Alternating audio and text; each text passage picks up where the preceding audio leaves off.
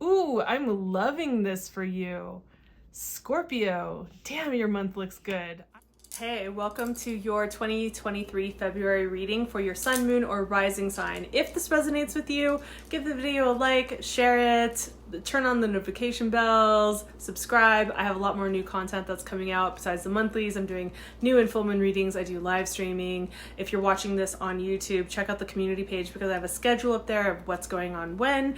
And if you're watching this on Rumble, then just follow all the links for everywhere to find me on social media. So otherwise, let's just get into it. Let's find out what's going on for you this month. Let's not waste any time.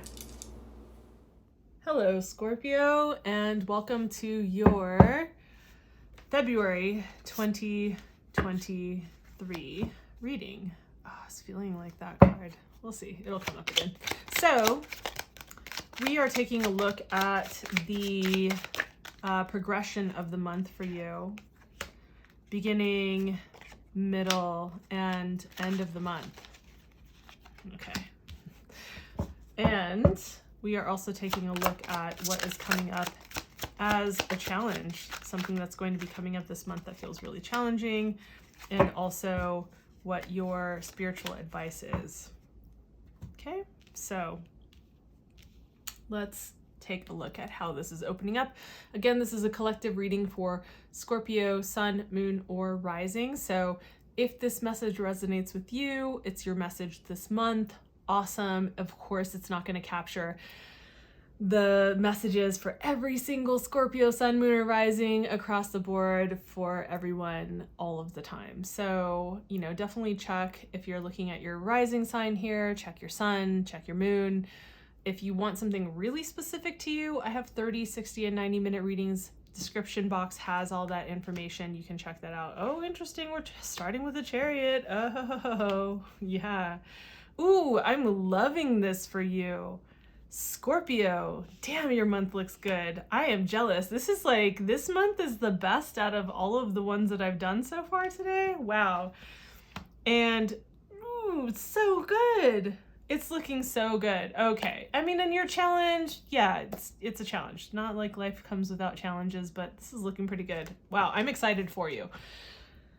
So let's take a look at what we have here for the Chariot card. Very different kind of card, let's say, for the Chariot card. So I don't feel like it necessarily illustrates like what I relate to with the Chariot card. Out of this entire deck, this is the one that I really wish they would have done something differently with, but let's talk about the message here, which is what's more important, right? So with the Chariot card, even just like having the number 7, this is a more spiritual card. This is about this kind of alignment that is needed to have things move forward. We're coming out of towards the end of the month in January, we had everything come into a direct position with all of the planets. So astrologically speaking, everything's moving forward. But just because everything is facing forward doesn't mean it's moving forward at a pace that is like fluid.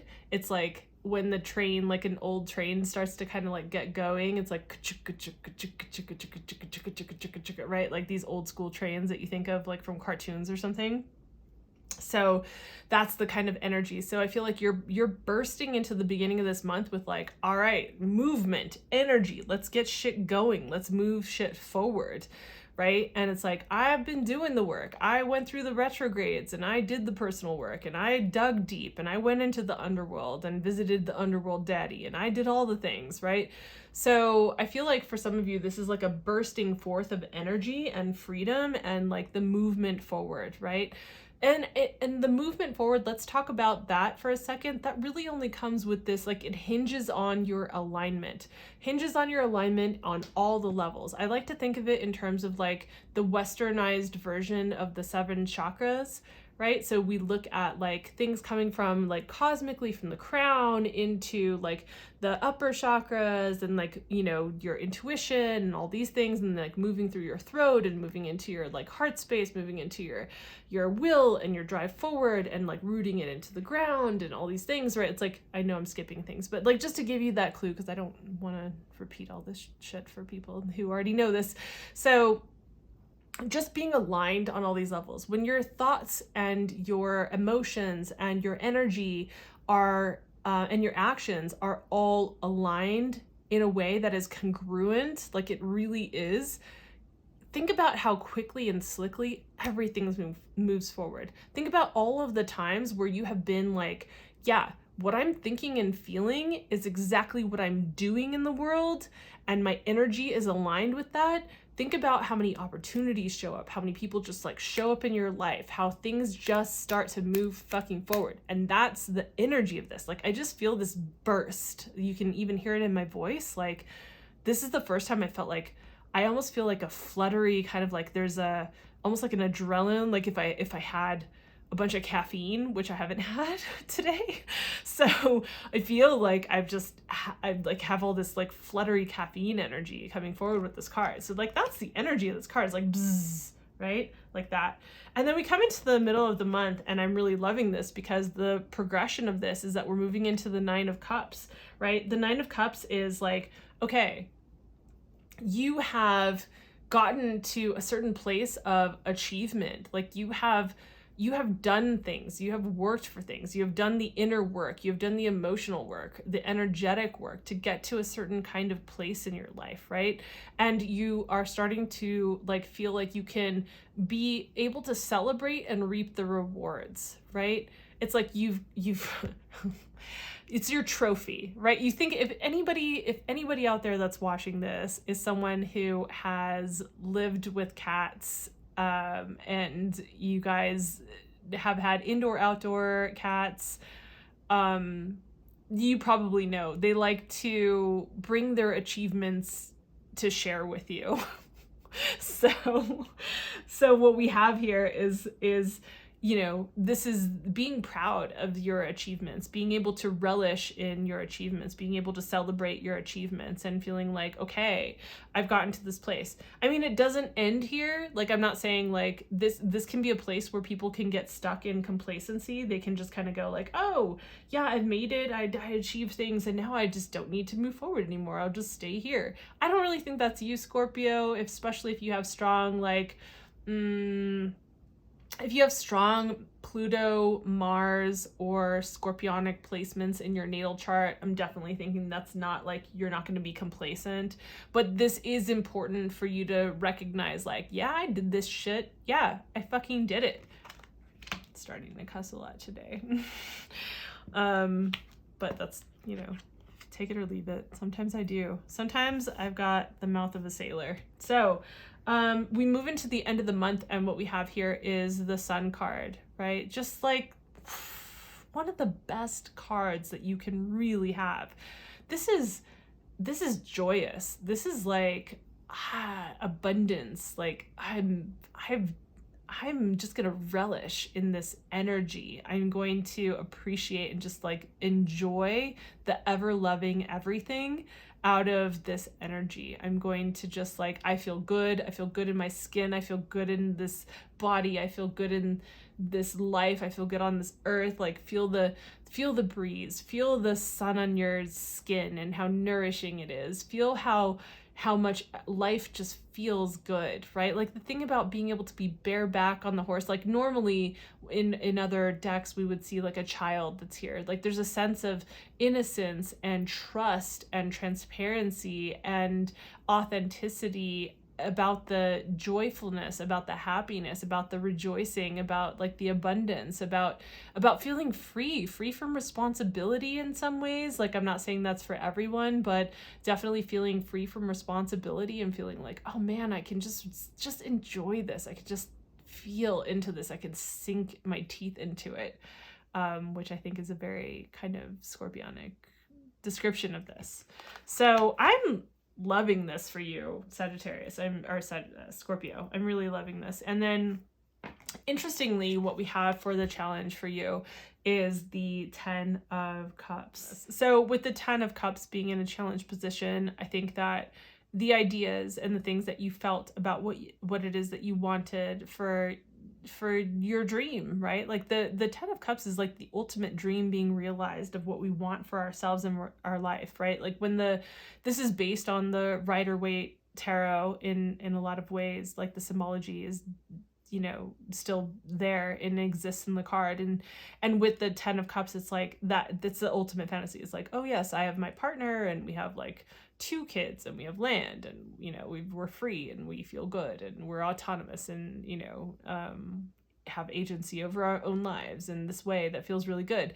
But whatever the version of the 10 of Cups is for you, maybe that means that you are someone who is someone who travels and works remotely, and you love to be living in different countries. Like whatever your version of this is, it's like there is a shadow side to this, which is like being in a space where you fantasize about it and you do jack all about it.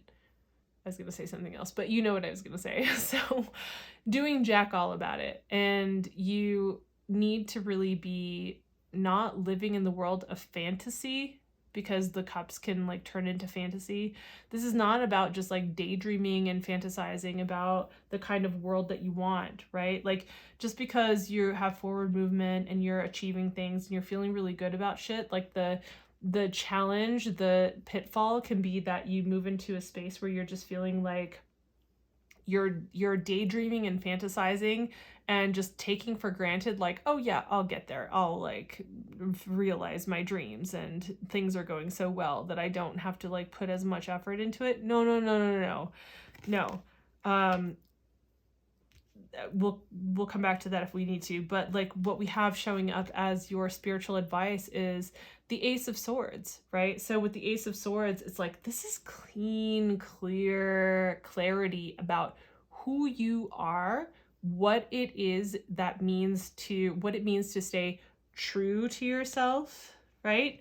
So whatever it means to stay true to yourself, this is the kind of advice that you're getting, is like you need to do whatever it is you need to do to get into a clear and clean, pristine place of clarity, right? One of the things that I really love is that they kept the symbology of the sword going through the crown.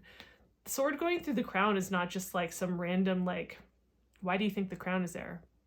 We're talking about in terms of like the chakras, like the energy centers, the crown chakra, right? That upper frequency energy piercing through the clouds below, through the earth below, piercing through all of these kinds of energies up into the clear, pristine atmosphere, the energy that is clear and clean. So piercing through and getting that kind of clarity. So what do you need to do to be able to have clarity about your position, your path that you're taking in life?